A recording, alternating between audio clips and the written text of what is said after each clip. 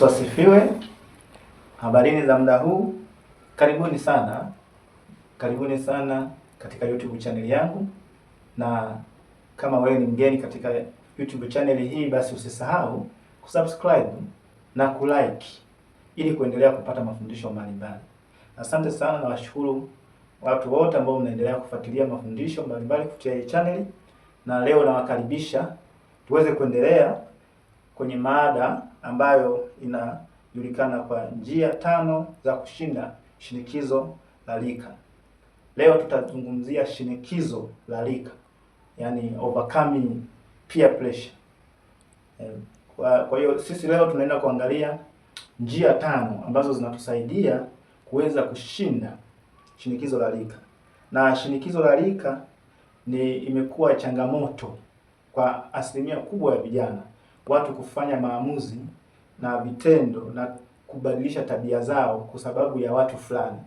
Na tunapozungumzia shinikizo la rika, yani peer pressure, ni ile hali ambayo watu wenzako au marafiki au wafanyakazi wenzako wanakushawishi ufanye kitu ambacho hujadhamiria au hujakubaliana nacho kukifanya, na mara nyingi kitu hicho kinakuwa si kizuri. Kwa maana tunasema mtu huyu amefanya jambo hili kwa sababu ya huruka ya kundi au watu ambao wameambatana nao.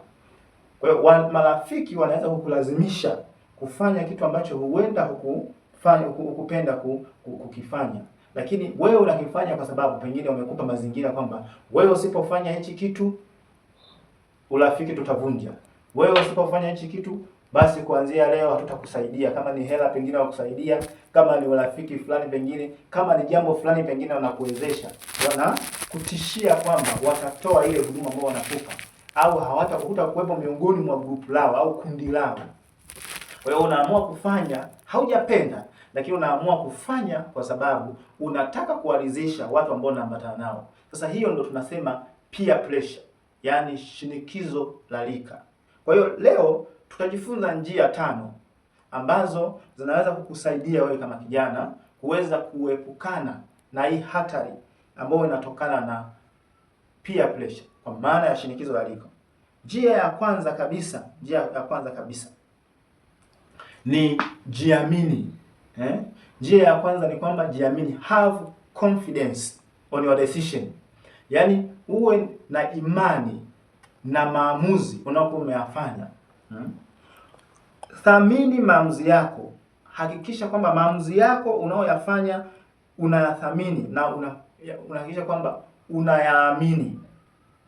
Maadamu maamuzi unaoyafanya una ukweli wake, una uhakika nayo, umejiridhisha na kile kitu ambacho umefanyia maamuzi kulingana na ulinganifu, kwamba wenzako wamesema kitu tofauti lakini wewe unasema njia tofauti. Lakini je, una taarifa za kujitosheleza kwenda kinyume na wenzako wanapokuwa wamefanya maamuzi? Kwa ukiwa una taarifa zinazojitosheleza na unajua vizuri, basi ujiamini au uyaamini maamuzi unaokuwa umeyafanya kwamba haya ndiyo yatanifikisha sehemu, haya ndiyo mazuri, haya ndiyo yananifaa. Kwa hiyo lazima uhakikishe kwamba unajiamini. Lakini kingine, unahakikisha unachagua. Namba 2, jambo la pili, hakikisha unachagua marafiki wema na wa kweli. Kama wewe unajua muda unapoongea, labda marafiki ulionao wanakushinikiza mara nyingi kufanya mambo ambayo wewe huyapendi. Mfano, wanaweza kukushinikiza kunywa pombe, lakini wewe unaona kabisa hauwezi na unaona pengine ni jambo baya kwako. Wanaweza kukushinikiza labda uwe na wapenzi wengi, labda wewe ni mwanaume au ni mwanamke, lakini wewe ni kitu ambacho hukiafiki. Motive yako, kitu chako ambacho unakiamini kwamba hicho si kitu kizuri kwangu kukifanya, lakini wanaweza kana kushinikiza kufanya jambo jingine baya, ukorofi, fitina, chuki, ama kitu chochote ambacho si kizuri katika nafsi yako na akili zako. Basi hakikisha kwamba marafiki wale unaachana nao. Usisikitike kupunguza au kuvunja urafiki na marafiki ambao wanakupoteza. Hakikisha kwamba Ili uweze kusogea sehemu nyingine, lazima uhakikishe kwamba umevunja marafiki katika maisha kwa hali ya kawaida tu. Ili mtu aweze kupiga hatua kutoka hatua moja ya chini kwenda hatua nyingine ya juu, ni lazima aweze kuvunja. Lazima kuna marafiki, lazima awapunguze. Lazima kuna watu, sio not necessarily friends, sio lazima marafiki tu, watu ambao pengine unafanya nao kazi au sehemu fulani au kitu fulani unafanya nao, au biashara au jambo jingine lolote lile, lazima kuna watu utawapunguza ili uweze kusogea. Na kwa hivyo usisite kupunguza marafiki ambao unaona ndio wanakupoteza. Chagua marafiki wapya, wema na wakweli, wanaokuwa na vipaumbele vile ambavyo wewe unavitaka. Jambo jingine la tatu la muhimu sana ni jua kipaumbele chako. Katika maisha kuna kipaumbele, kitu gani unatakiwa ufanye. Kila wakati unapofanya maamuzi fulani, lazima ujue, hivi mimi nafanya maamuzi, je, ni kitu ninachotaka kukifanya sasa hivi ndio kitu ambacho napaswa nikifanye kwa wakati huu?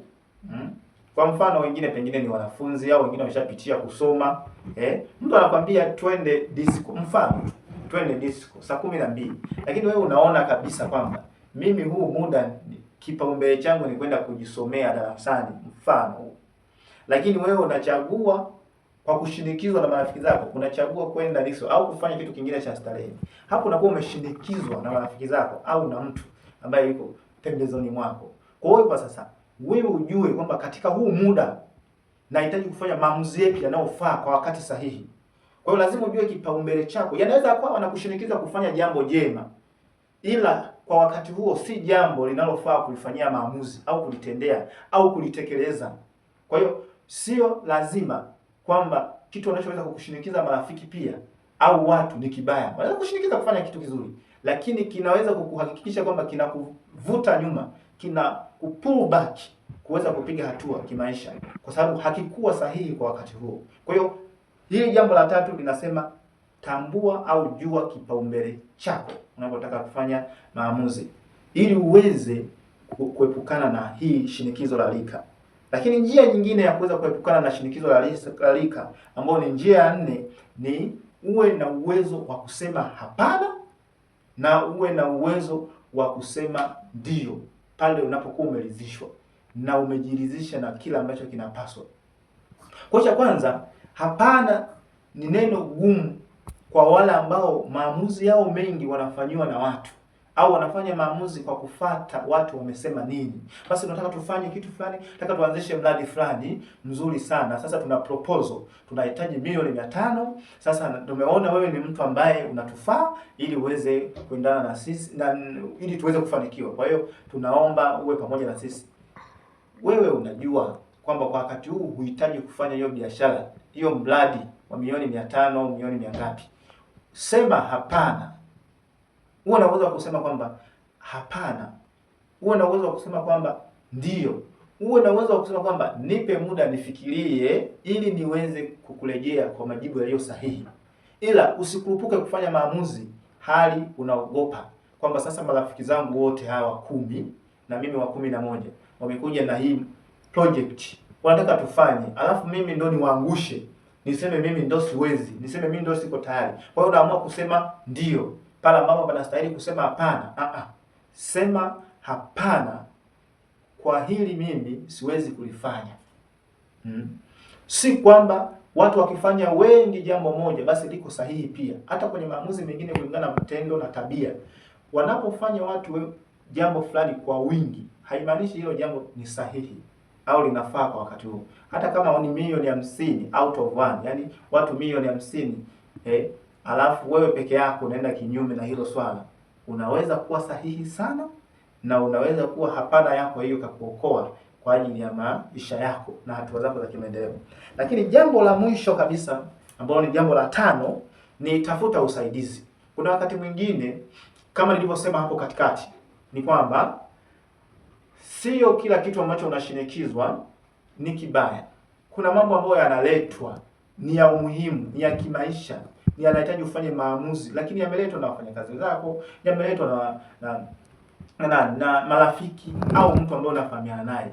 Sasa unapata ugumu wa kufanya maamuzi au hauna taarifa sana juu ya kitu ambacho wenzako wanataka mkifanye, basi upate muda wa kutafuta usaidizi. Tafuta usaidizi wa kitaalamu kabisa. Kwa mfano watu wanaleta jambo linalohusu biashara, basi tafuta usaidizi wa kitaalamu. Tafuta mtaalamu wa biashara, kwa masuala ya biashara, ambaye anaweza kuchambua, kufanya analysis ya hiki kitu kina faida gani, kina hasara gani, na kusaidia kufanya maamuzi.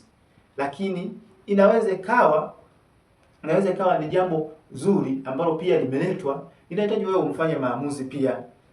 Mfano mwingine, unaweza ukawa watu kazini kwako wamesema, bwana, sasa hivi mkopo unapatikana kwa bei na kwa riba kidogo tu, unaona, na watu wanakopa, kwa hiyo twendeni tukakope. Wewe haukuwaza kabisa, na wewe unaamka, unainuka, unasema sasa ngoja tukakope, na unaweka riba na riba unasema hii haina shida, lakini unajikuta pia urejeshaji wake labda ni muda mrefu kiasi ambacho ina kosti watu wengi.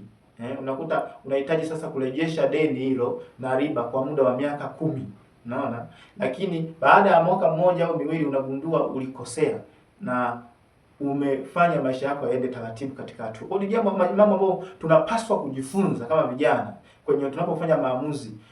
Watu, marafiki wanaotuzunguka, wapendwa wanaotuzunguka, jamaa, ndugu na marafiki, hao wote wanaweza kutufanya tufanikiwe kwa maamuzi au tusifanikiwe. Wanaweza kukushinikiza kufanya kitu ambacho ni sahihi ama sio sahihi.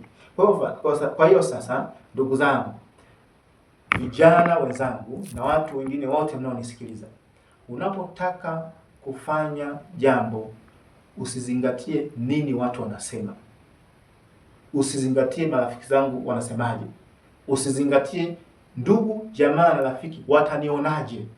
Usizingatie fulani ninayefahamiana naye siku zote atajisikiaje nikifanya hichi kitu. Wewe hakikisha unakuwa na ujasiri na maamuzi yako, maadamu umejiridhisha kwamba nina uhakika na kile kitu ambacho ninakifanya, kwa sababu nina taarifa zake zinazonitosheleza, nalijua jambo hili, niko tayari, nimeshalifanyia uchambuzi wa kutosha, nimeshapata usaidizi wa kitaalamu, nina uhakika na nimepata kibali kutoka kwa Mungu. Nina amani na hili swala kulifanya. Kwa hiyo Mungu nisaidie, naomba nifanye hichi kitu. Maamuzi yako yanakuwa na tija. Asante sana. Naomba muendelee kutafakari neno hili, na muendelee kutafakari mafundisho haya ya kwamba shinikizo rika linayo madhara makubwa ambayo yanaweza kukuathiri katika maisha yako ya kila siku. Lakini pia tunaweza kutoka kwenye hii hali kwa kuzingatia hizi njia 5 ambazo tumeweza kuzisema. Hakikisha unajiamini, unachagua marafiki walio wa kweli, lakini hakikisha unatambua kipaumbele chako, lakini uwe na uwezo wa kukataa, kusema hapana kwenye mambo ambayo si mema, ya kipuzi ama hayakufai. Lakini pia tafuta usaidizi kufanya maamuzi unapokuwa unaona umestuck au umekuwa mzito, unaona unasukumwa tu na marafiki. Asante sana kwa kunisikiliza, na wakaribisha tena wakati mwingine. Usisahau kusubscribe katika YouTube channel yangu hii, lakini kulike pia ili uendelee kufuatilia vipindi vingine vinavyofuata. Asante sana, mpaka wakati mwingine.